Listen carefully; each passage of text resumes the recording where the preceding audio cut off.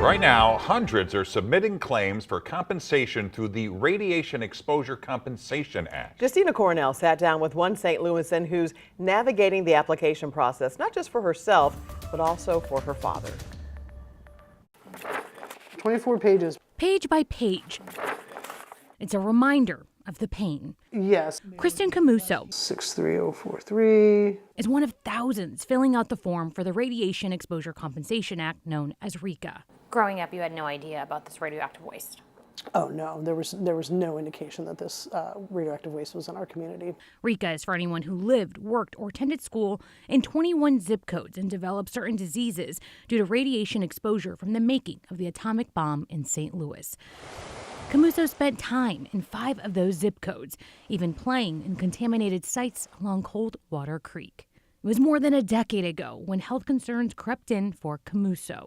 And through a CAT scan, they found that I had a tumor on my left adrenal gland, that I had masses on my ovaries. I needed to have my gallbladder removed. So all those major surgeries. Months later, her throat was sore. And that's when they found out that I had thyroid cancer as well. Camuso underwent another major surgery. Then, recovering in the hospital, she saw the advocacy group Just Moms STL on TV, sharing concerns about the radioactive waste. So it was like this awakening, one, that I could be sick from this, but two, that my government allowed it to happen to us. When removing her thyroid, she remembered how vital your voice can be. And I remember them saying, it's not likely, but it could happen that, if we accidentally get a vocal cord, that you may not be able to use your voice anymore. And I remember getting ready to roll into my surgery and just recording my voice, telling my family I loved them. And then I kind of made a promise to myself that I was going to use this voice as long as I had it to fight for this community.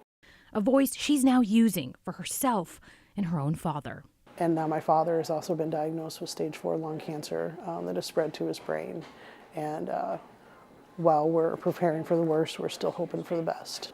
It's looking like it's more months than years. So we really want to get his RECA application in. I really want to get mine in as well. The fight goes beyond family. Her calling includes her community.